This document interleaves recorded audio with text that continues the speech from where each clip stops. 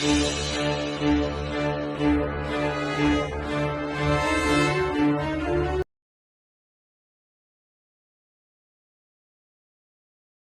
நம்ம அணுவுடைய பற்றி பேசியிருக்கிறேன்.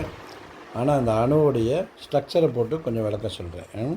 இப்போ அணுவில் வந்து தன்முனைப்பு ஆற்றல் அப்படின்னு ஒன்று இருக்குது. என்ன இருக்குது? தன்முனைப்பு. இந்த தன்முனைப்புக்கு நம்ம பேர் எப்படி வச்சுருக்கோம்னா இங்கிலீஷில் செல்ஃப். அதாவது செல்ஃபு எவாலுவேட்டிங் லைஃப் ஃபோர்ஸ் அப்படின்னு வச்சுருக்குறோம். இதுதான் ஃபஸ்ட்டு. ரெண்டாவது சக்தி பேர் வந்து தன்முனைப்பு ஆற்றல்.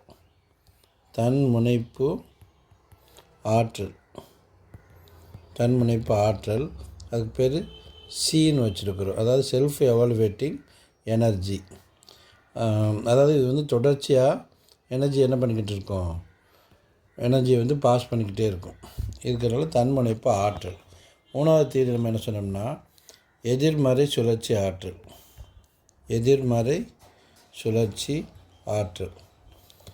இதை வந்து நெகட்டிவில் நம்ம வச்சுக்கிறோம். இதுக்கு பேர் வந்து SRE மைனஸ்ன்னு வச்சுருக்கிறோம். அதாவது செல்ஃப் ரொட்டேட்டிங் எனர்ஜி நெகட்டிவ் அப்படின்னு வச்சுருக்கிறோம். அடுத்து நேர்மறை சுழற்சி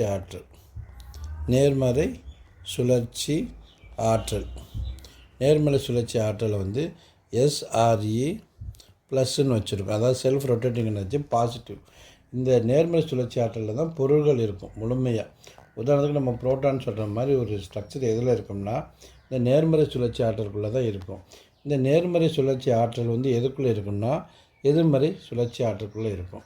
இது ரெண்டுக்கும் நடுவில் தன்முனைப்பு ஆற்றல் இருக்கும்.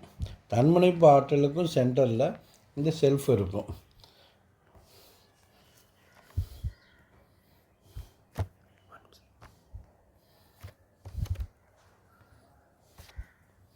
இப்போது இதை நான் உங்களுக்கு படமாக போட்டு காமிக்கிறேன். படமாக போட்டு காமிச்சோன்னா நீ பாருங்கள், சென்டரில் ஒரு வட்டம். அடுத்து வந்து இதை சுற்றி இன்னொரு வட்டம் ப்ளூ கலர்.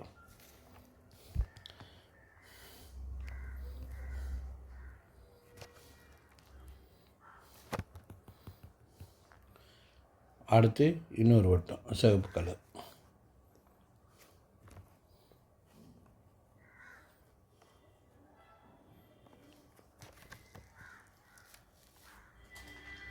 அடுத்து இன்னொரு வட்டம் சிவப்பு கலர். இது மூணுமே பார்த்தீங்கன்னா செல்ஃபுக்குள்ளே இருக்கும். இப்போ சி அப்படிங்கிறப்போ பார்த்திங்க அப்படின்னு சொன்னால் இதில் இப்படி ஸ்ட்ரக்சர்ஸ் இருக்கும். அது 9 ஸ்ட்ரக்சர் இருக்கும். இதுக்குள்ளே ஹோல் இருக்கும். ஏன்னா உள்ள எனர்ஜி வெளியில் வரணும்ல, அதுக்கு இதில் வந்து ஹோல் இருக்கும். ஸோ இந்த சியில் எனர்ஜி எப்படி தொடர்ச்சியாக வருது அப்படின்னு சொல்லி பார்த்தீங்க அப்படின்னு சொன்னால் இந்த செல்ஃபுக்குள்ளேருந்து தான் சக்திகள் வந்து ஆற்றல் இடம் வந்துக்கிட்டே இருக்குது. இதை சயின்ஸில் வந்து மேக்ஸிமம் நியூட்டன் சொல்கிறாங்க. ஆனால் கரெக்டான ஸ்ட்ரக்சருக்கு வரல. ஆனால் பார்க்குறதுக்கு சூரியனுடைய சக்தி மாதிரியே தான் இது இருக்குது. சூரிய சக்தி மாதிரியே இருக்கும். இதில் இருந்து தான் நேர்மறையும் எதிர்மறையும் உருவாகுது. நேர்மறை பார்த்திங்க அப்படின்னா இப்படி கீழ் நோக்கி இப்படி லாட வடிவத்தில் இருக்கும்.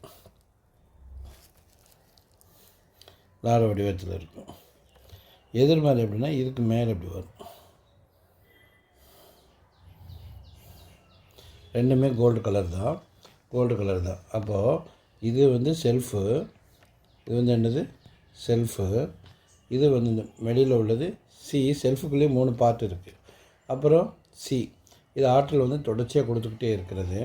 இது வந்து SRE ப்ளஸ்ஸு, அதாவது நேர்மறை சுழற்சி ஆற்றல்.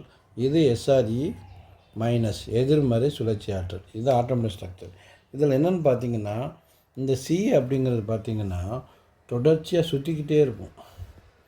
இதில் வந்து எனர்ஜி என்னன்னா 3 வகையான எனர்ஜி பாஸ் ஆகிக்கிட்டே இருக்கும். நம்ம கரெக்டாக அப்படி போட்டோம்னா இப்படி ஒன்றுன்னு வச்சுக்கோங்களேன். இது 2 மடங்கு, இது 3 மடங்கு. சயின்ஸில் வந்து நியூட்ரினோஸ் அப்படின்னு சொல்கிறாங்க.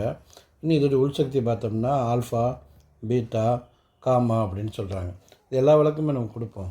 ஸோ ஒரு அணு அப்படிங்கிறப்போ அதுக்குள்ளே இவ்வளோ அமைப்பு இருக்குது. ஈவன் அது ஒரு சின்ன துகள் எடுத்தாலும் சரி, ஒரு சின்ன ஜீவத்துகளை ஒரு மழை நீர் எடுத்தால் கூட இவ்வளோ ஸ்ட்ரக்சர்ஸ் என்னவா இருக்குது அதுக்குள்ளே இருக்குது.